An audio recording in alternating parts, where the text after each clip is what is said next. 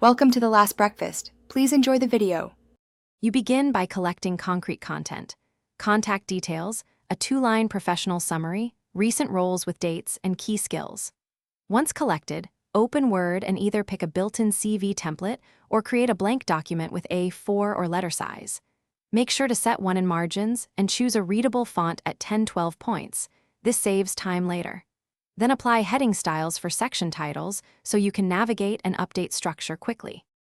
Once done with the base, build each section in order.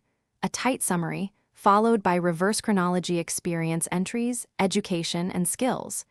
Use heading styles to maintain hierarchy and to generate a quick navigation pane. For each job, bold the job title, italicize the company, and list achievements as short bullets with metrics when possible. If alignment drifts, insert a 2-column table without borders to keep dates on the right and descriptions on the left for clean, consistent spacing. You finish by proofreading and standardizing punctuation, date formats, and bullet styles. Consistency matters to recruiters. Then run print preview and export to PDF to preserve layout. Name files clearly like CV company name. PDF. If things go wrong, text shifting, missing fonts, or odd line breaks, make sure to remove custom fonts or reapply built-in styles, then export again.